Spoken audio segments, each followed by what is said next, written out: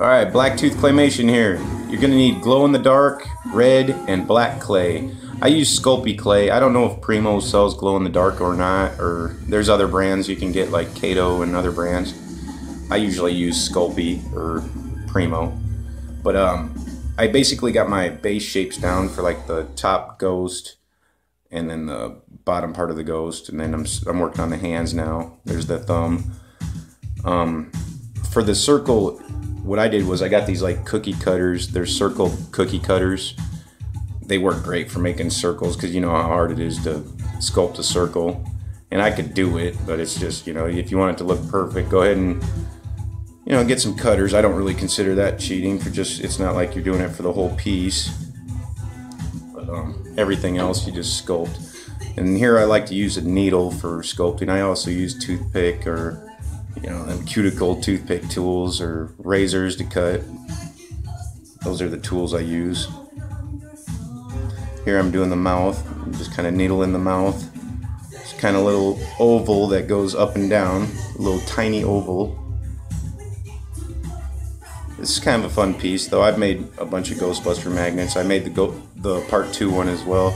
You just roll the pieces out really thin for the black.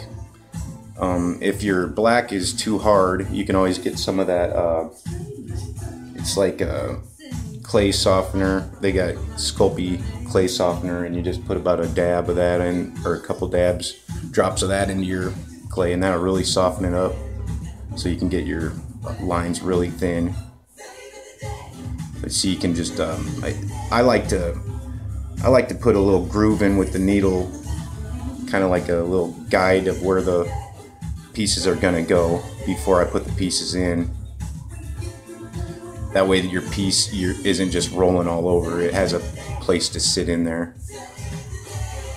Kind of working on the nose there. There's just like a little U shape for the nose, just a tiny little. It's not quite a U, but it's the shape. Just a slight U.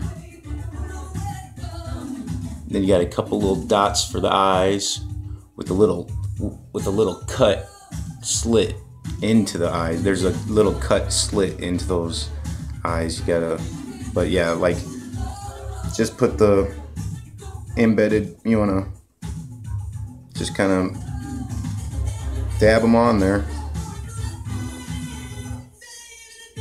I did this video in fast motion because it would otherwise just doing this portion of it with the base and all that already laid down. This took just an hour just doing that. So I'm trying to make this video as short as possible so you guys can just figure it out. It's just not too much to it. There's just a few little details in there.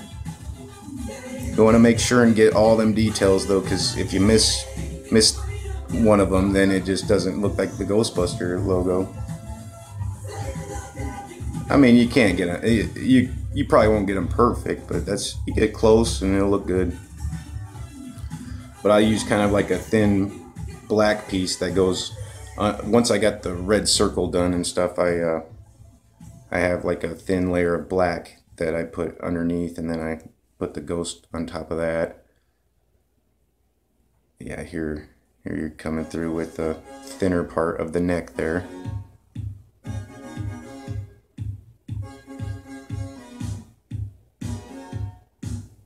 Just rolling out small little pieces, and like you see with the eyes there, I don't know if it might be hard to see, but I just used a needle, the tip of the needle, to get a little slash out of those eyes on the right side of the eyes, and it really gives it a cool look. And there's the eyebrow starting to, don't forget the eyebrows. I've done that before. You don't want to forget that eyebrow. That really helps it. But the nice thing about if you forget to do something, as long as you didn't glaze it, you could always rebake it. I've done a few projects where, you know, you've had to bake them 3 times. I don't think it hurts them any, but the worst thing that could happen is it get darker or something. But see how I put the groove in there for his belly, and then I put the strip of black in that I got really thin, and the needle works way better than a toothpick would. I mean, the toothpick always makes just kind of a big line in there. So the needle works really good. If you can work with a needle, that's probably the best thing to work with. For me, it has been.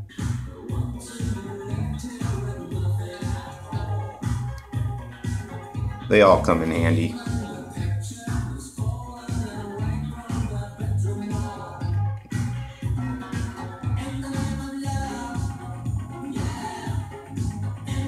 Working on that eyebrow, looks like. I'm getting the eyebrow done, and now I'm getting the top of the ghost head done there. It's just those little black pieces just really make the piece. You know, the detail that gets the detail looking really good on it.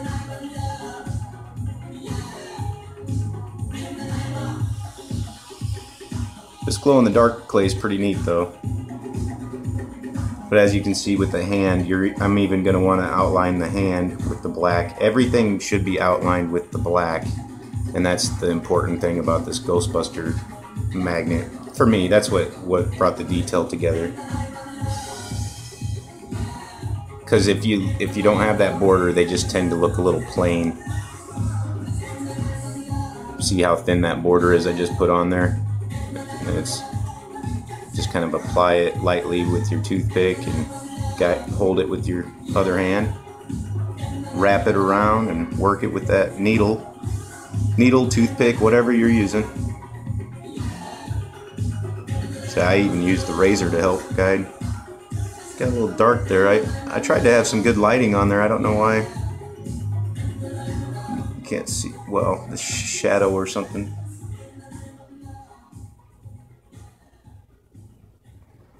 Yeah, I'm trying to get it around there good enough.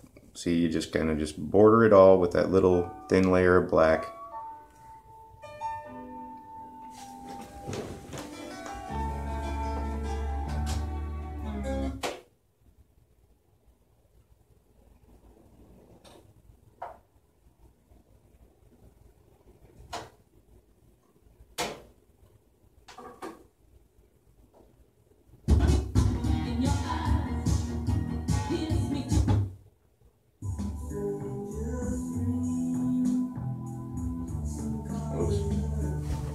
Yeah, record was skipping over there. Anyways, yeah, just doing the hands still. See, those can be the tedious parts, is just wrapping around all them little border parts. But just have fun with it and do what you can. This is no art contest. Don't compare your art to anybody else. It's just do it and have fun. But yeah, see how I'm bordering that thumb now? If I didn't border that, you wouldn't hardly be able to see the thumb, and this is just really bringing the detail together to the hand. And you can border the circle if you want to. I don't usually border that part, but like the inside of the circle, not the outside, but like I just border what I think looks good and what it looked like to me on the poster, you know, or the record album cover and stuff like that. Use a good picture for reference when you're doing art. If you're copying the logo or something, you want to make sure. And I just do these for myself anyways.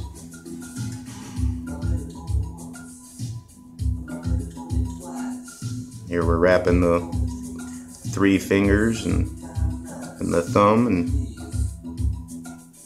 basically needle, razor, and just applying it on there.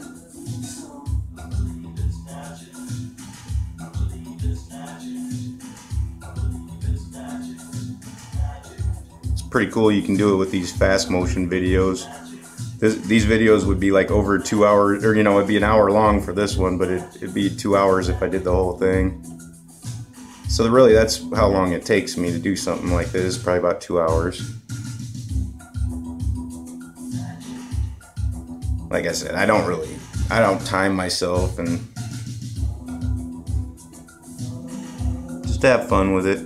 Oop, his finger fell off. Oh, call the Ghostbusters. Yeah, anyways, what are you gonna call?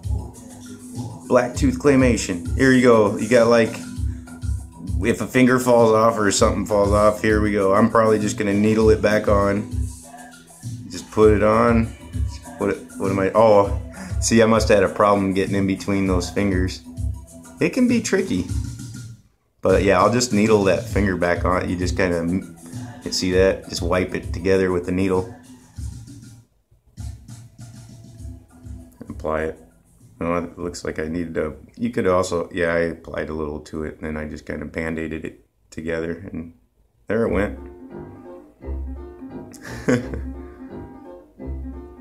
Too bad we can't do that in real life, huh? To ourselves. You pull out, you know, cut your finger off and then just put it back on. Be like Freddy Krueger. Watch this. Anyways, got this cooking along, about done. Just getting a few, there's the middle finger. Looks like I was struggling with that hand a little bit. You know, even if you are struggling with it, you can always just take off the hand and just redo it. I think that clay is a little soft too. That glow-in-the-dark clay for some reason is extra soft. So I think that's why that finger broke off. It wasn't, I probably barely moved it. Some of that clay is brittle, so it's just, some clay is harder to work with than others. And that sculpey softener works good. But yeah, there's the glow-in-the-dark. Hope you enjoyed the video.